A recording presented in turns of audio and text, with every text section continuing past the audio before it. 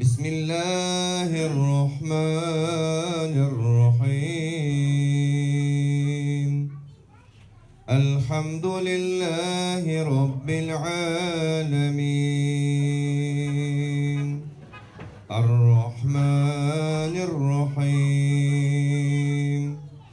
مالك يوم الدين إياك نعبد وإياك نستعين اهدنا الصراط المستقيم صراط الذين أنعمت عليهم غير المغضوب عليهم ولا الضالين.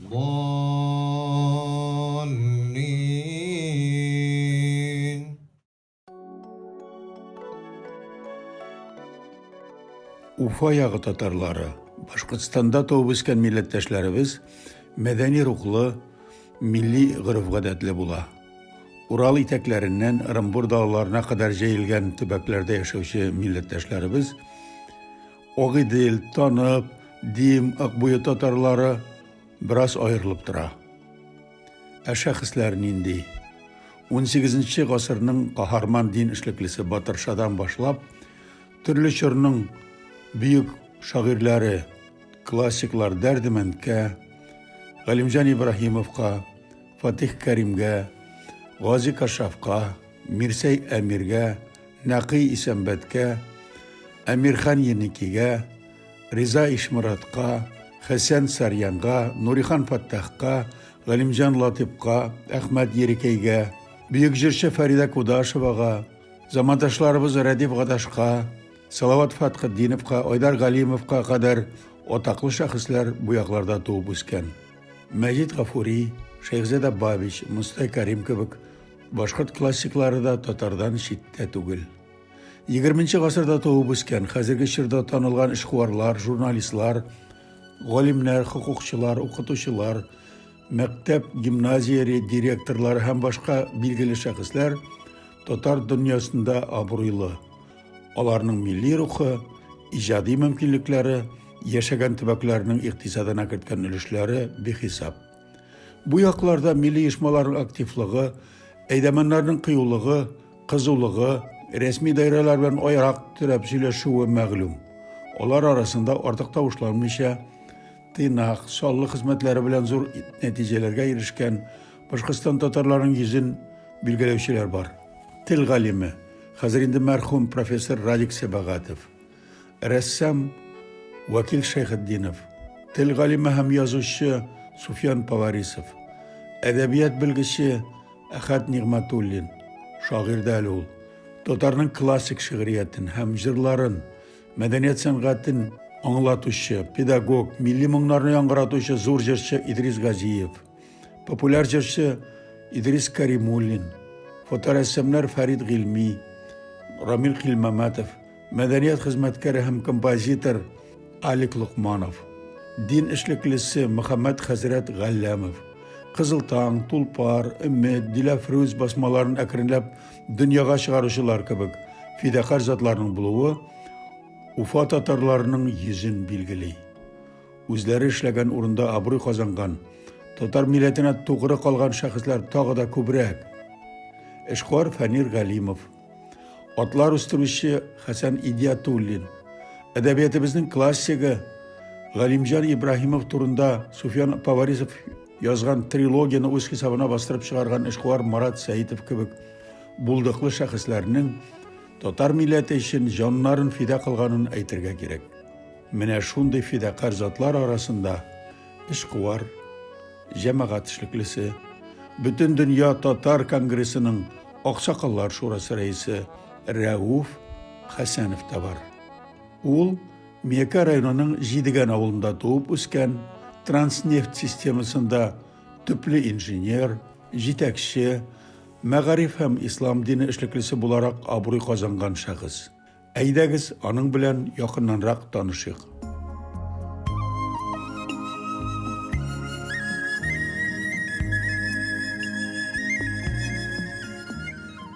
Rauf Hasanov Башкортстанда тырышып башкарган эшләре белән танылган, нефт тармагында зур бүләкләргә, мактауларга лаек булган кеше. 2000 елларда Казанда борынгы биналар җимерелү куркынычы туып, аларның кайберәүләре аукционга куеп сатыла башлагач, Рауф Хәсәнов Казанга шалтырата. Ничек алай милләтебез оясы җимерелә, туздырыла? Яңа гасыр телеканалы аша Казанның татар бистәсе хәлләрен күргәч, аның йөрәге чыдамый. Ул тиз арада Казанга килеп тә җитә, аукционда катнашырга гариза биреп, тиешле акчасын да түли. Йөрәге дөрес сизгән икән. Нариман урамы 62-нче йортны сатып алырга теләгән Мәскәү эшкуары бу йортның артындагы җир мәйданына кызыккан. Анда сәүдә складлары ачарга булган ул. Аукционда аларга үзара ярышырга туры килә. Бәйге башындагы бәяне миллион ярымга арттырып түләп булса да, Бәләбәй татары кайчандыр атаклы милләт типографиясе урнашкан җимерек бинаны шушы чактагы бәя белән 6 миллион сумга сатып ала. Рауф Йосыф улының зур максаты татар бистәсендәге мотор бинаны милләткә хезмәт итеп, Казанны бизәп торырга, татар милләтенә хезмәт итәргә тиеш. Һәм шулай барып чыкты да. 1908 елда Ибраһим Идрисов һәм Галимҗан Баруди төзегән һәм 1,5 миллион дана мөселман китабы басылган милләт типографиясе бинасы. Ел ярым эчендә хәзер яңадан аякка басты. 70ләп КАМАЗ чүп-чар балчыкны шәһәр читенә ташытып, реставрация проекты төзеп, Мәдәният министрлыгының таләпләрен үтәү турында килешү имзалап, кыйммәтле экспертизалар ясатып, йортның әллә кайчангы кыяфәтен кире кайтару, аның эчендә заманча уңайлыклар булдыру, дистәләгән йөзләгән рөхсәтләр алу, бинага газ, су, электр, канализация үткәрү өчен күпме көч һәм рәсми оешмаларда йөрү тәҗрибәсе кирәк. Матди чыгымнар да зур. Җиһазлар, кораллар, эшче куллар да кирәк, ләкин барыбер эшләтә ул. Хәер кайчан аңа җиңел булган.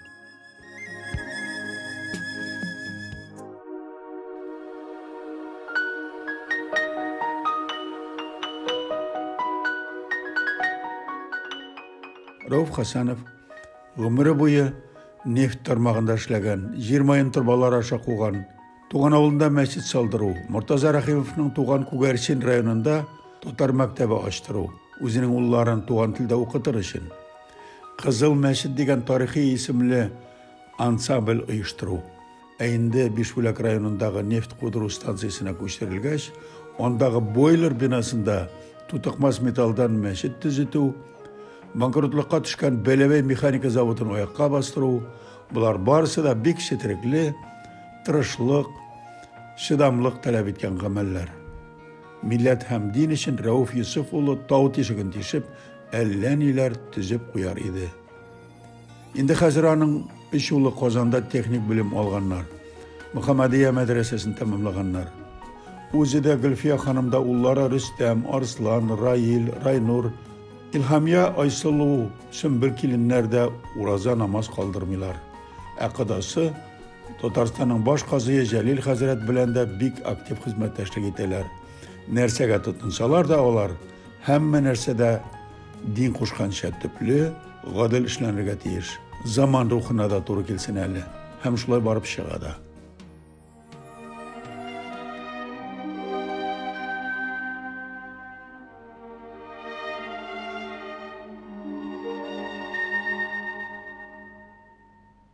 Инде милләт йорты тергезелгәч, матур итеп туганнарны, зиялыларны, республика һәм шәһәр җитәкчелеге вәкилләрен чакырып, милли мәҗлес кырды ул. Рауф Хаҗиның юбилеен шулай милләтебезгә, динебезгә багышлап, шушы бинаны ачып җибәрүе аның никадәр тыйнак, иманлы, милләтпәрвәр булуын күрсәтә.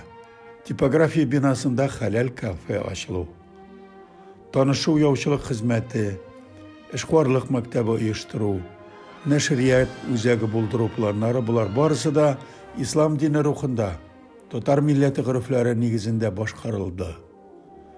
Бинада милли туйлар, мәдәни кичәләр, түгәрәк өстәлләр, ифтарлар, корбан ашлары үтә башлады. Менә бер тарихи вакыйга. 2013 елның 5 июлендә шушында милләт йортында универсиада ачылуына Fatiha beru için şu günlerde başlanacak Ramazan ayı hürmetine Kur'an arşı meclisi o'tkazilgan idi. Hazır indi Rauf Hasanov hemen gailesi Qozonda zor işler başkara. Belebeydagi onlarning işlerinde ullari bilan birga torta. Gülfiye Hanım bilan o'stirgan 4 ullarning ulkani Rustam qonaqxona turizm biznesi bilan shug'ullana. İkinci oğlu Arslan savdo biznesi yo'nalishida ishlaydi. Üçüncü oğlu Rail de abiylari kibik Qozon aviatsiya universitetida o'qiydi. Qizil diplomga loyiq bo'ladi. Hozirgi vaqtda vatanimizni o'stira turgan ilmiy oshishlar yasay. Tepchik ullari Raynur Hasanov programmachi bo'lib o'ngishlarga erisha. Ul Qozonning obro'li litseyida hamda Qozon universitetida o'qib, oldingi bilimlar to'pladi. Qozonga ko'chishlar orasida shul qadar milliy ko'p fahm to'plovchi, mo'l turmushli ko'mak, oila, ullar, kelinlar, aniqlar tarbiyalovchi Biksirak edi. Sabiylarning ismlari Madina, Süleyman, Abdurahman, Kamila, Karima, İbrahim, Hadisha. Hozir endi tag'in bir motor ham teran ma'noli g'irif to'p kela. Ulda bo'lsa milliy yodgorlarni saqlov tirgizuv. Belebey yağı Tatar Rauf Hasanov Qozon qalasına kelib, tarixiy bino bo'larak tanilgan madaniy haykalni millatga xizmat etar uchun tirgizuvchi eng birinchi millatdoshimiz, injener, ishquvor, yetakchi, diplomli imom xatib Rauf Hasanov millatimiz uchun tansiq eng qadrli kishilarning birisi.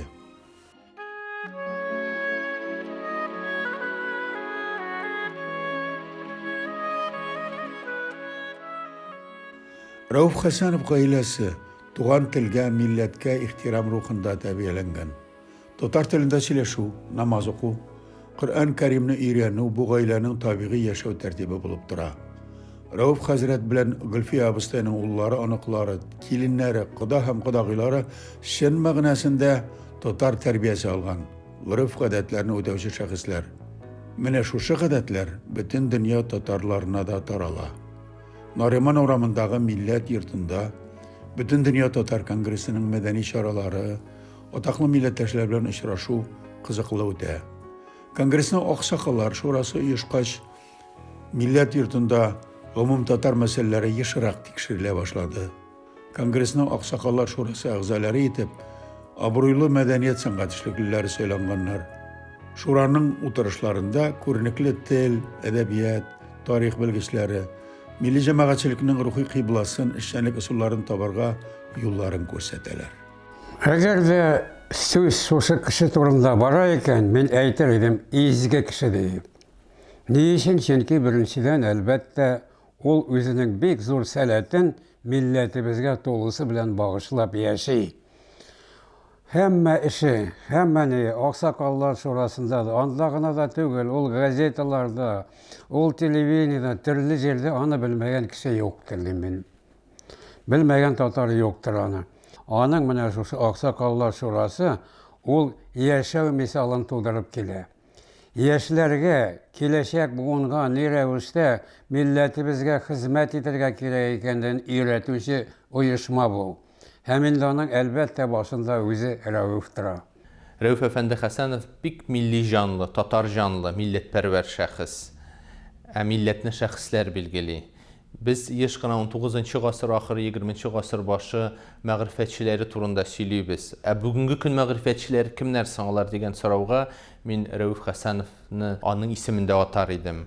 Çünki özünün bütün mal mülketin, özünün turuşu bilen, kilbeti bilen, ol canı көңілі bilen şuşu özünün turmuşun milletke hizmet etüge bağışlaydı. Başkırstanda, Belebey rayonunda, hem özünün rayonunda gana tügel, Belebey rayonunda gana da tügel, əli ol bidiğimin barlıq Başkırstandağı bizden rayonlarda uyuşkan Tatar uyuşmalarına her vakit yardım etip gele.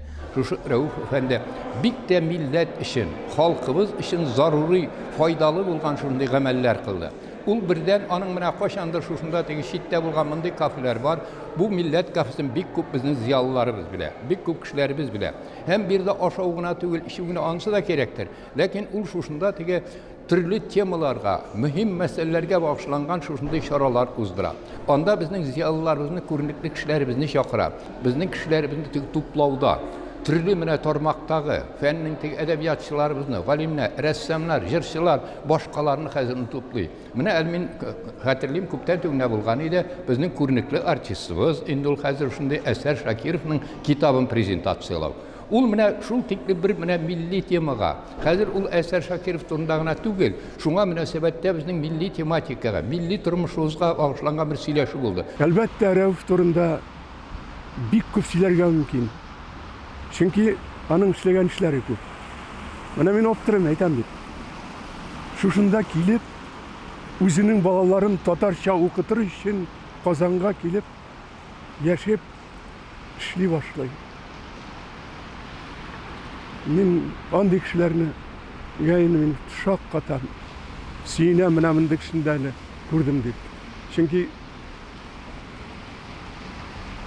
татар авылында яшәп, татар мәктәбенә бирмәскә тырышкан татарларны аның белән чагыштырып буламы соң? Һич юк, мөмкин дә түгел. Шул Миякәдән килүенә карамастан, нишләптер аның янына якташлары, авылдашлары гел җыелалар иде.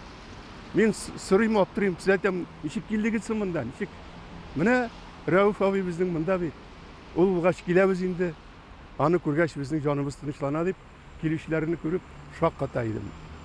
Инде әйткәнемчә, әнә шагыйрьләрне, язучыларны, галимнәрне, дин кешеләрен менә бергә җыйнап, бер милләт итеп кабул итәргә өйрәнү ниндидер бер зур көч бирде миңа. Аксакаллар шурасы җитәкчесе булгач, аңа кайбер сораулар белән мөрәҗәгать итәргә туры килә бит инде. Анда да ул үзенең фикерләрен бөтен җиргә җиткергә тырыша иде. Ул ягыннан да әйткән сүзендә торучы һәм эшләүче кеше. Кеше үзенең гомерендә мактаулы исемләр ала, төрле орден медальләр бирәләр аңа. Һәм шуның буенча аның тормышының мәгънәсе бәяләнә. Рәүф Хәсәнов турында сөйләгәндә, аның әлбәттә мактаулы исеменә нефтче дигән нефтекиркәшүче станциясының начальнигы булган кешегә почет грамоталар биргәннәр, хәтта мәгариф отличнигы дигән, атказанган дигән Башкортстаннан килгән исемнәре дә бар аның. Ләкин ул инде Казанда хәзер 10 еллап яши. Аның Аксакаллар шурасы рәисе дигән исеме бар һәм Рәүф Хәсәнов милләт йорты дигән исеме бар. Һәм иң зур исем ул бердән-бер яки сирәк очрый торган. Рәүф Хәсәнов инженер кешенең бөтен гаиләсе белән, хатыны Гөлфия ханым белән, уллары Рөстәм, Арслан, Раил һәм хәзер инде компьютерчы булып киткән Райнур, алар дин гыйлемен өйрәнгән. Идә мөселманча, татарча яшиләр һәм заманча эшкуарда булып торалар үзләре. Андый гаилә сирәк очрый. Һәм әлбәттә башка эшкуарларда шушы үрнәктән үзләре кабатларлар дигән өметләнеп яшибез. Хәзергә минемчә ул бердән-бер, шулай итеп инженер, дин эшлеклесе, ул Галиев мәдрәсәсенең Аксакаллар шурасында җитәкли. Һәм Мөхәммәди мәдрәсәсеннән генә канәгатьләнми калып, Ислам Россия университетында тәмамлап килә. Үзе генә түгел, уллары белән.